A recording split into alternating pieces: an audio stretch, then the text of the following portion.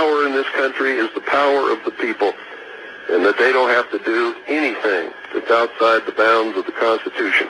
And the government can be held within the bounds, the restraints that the Constitution put upon it, that our founding fathers created so that the American people could never be enslaved. What is the They knew that nobody could come and invade this country and enslave the American people. The only way it could be done is from within if the American people allowed it to be done. What is the main goal of biometrics, retina scanning, thumb scanning? In my opinion, it is total loss of control of your destiny. If the IRS doesn't like you now, they'll just come and take your house. If the IRS doesn't like you now, they'll just come and garnish your paycheck. But in the future, if they don't like you, they'll shut your card off. Well, let me give you a vision of the future. There will be no money. There won't be any driver's licenses. There won't be any insurance cards or anything like that. Everybody will have an account on a computer. Everybody will have a computer chip implant somewhere on their body that will access the computer. Everybody, when they go to work, will get so many credits for that work, and they can go out and wave their little computer chip in their hand or whatever it is under a scanner at the supermarket and buy whatever they've got credits to buy. And if they don't have credits, they got to stay home until they get some credits. Let me stop you for a second. I read this almost every week, at least once, and it's from the April 27th, 1997 Time Magazine, The Future of Money. I'm sure you've read it. And it openly on page 51, and anybody out there that thinks Mr. Cooper or I are BSing you, go read it. And it says the best part, now this is her words, the best part about it is your daughter in the near future can have a chip under her skin, and you won't have to buy the drinks for her at the bar. I mean, everything's insane about that paragraph.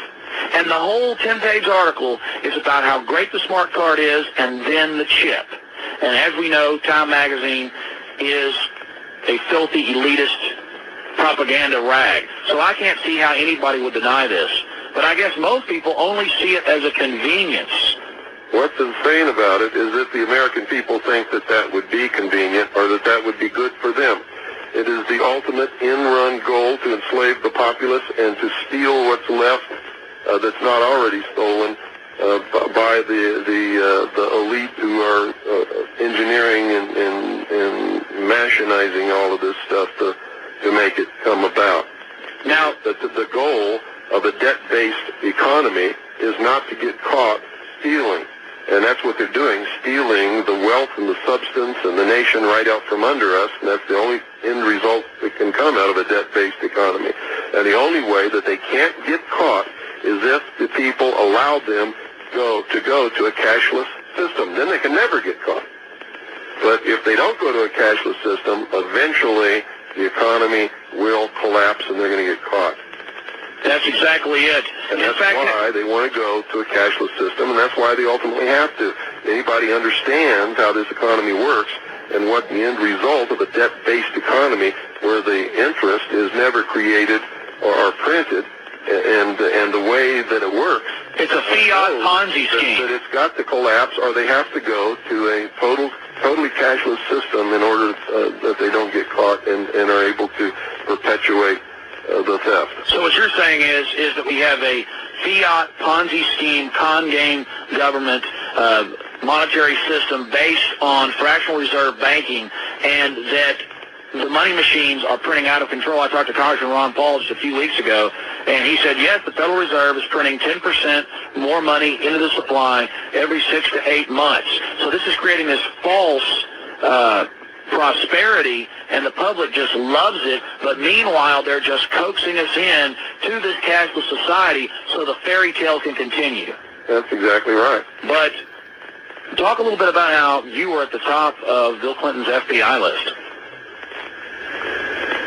Well, ever since 1988, when I began telling the world, not just the American people, but the world, about Majesty 12, which is the plan to enslave the human race in a world totalitarian socialist government, the merger of the military of the United States and what used to be known as the old Soviet Union under NATO, which is occurring now, to create the world police force. Most people don't understand that NATO is an arm of the United Nations. It was formed under Yes. the auspices of the United Nations Charter and takes its orders from the Security Council. The Warsaw Pact was also formed under the auspices of the United Nations Charter and was an arm of the United Nations and took its orders also from the Security Council. The Cold War was a total farce, and that's why we never had any military conflicts with the Soviet Union. What is your opinion of the UN passing its new World Court? Well, if they've passed a world court, how can they have a world court if there is sovereign nations? Because sovereign nations are not subject to any courts but their own.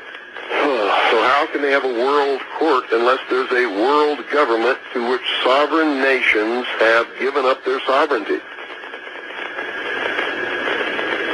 Does the Constitution for the United States of America say that we are subject to the dictates or the jurisdiction or the rulings of a world court?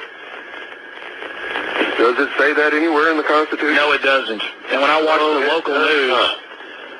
the local news, all I hear is how wonderful the United Nations is. Our public are being indoctrinated about this. You have no criminal record. You were honorably discharged from the military. You're an author, shortwave radio host, and you have a monthly newspaper.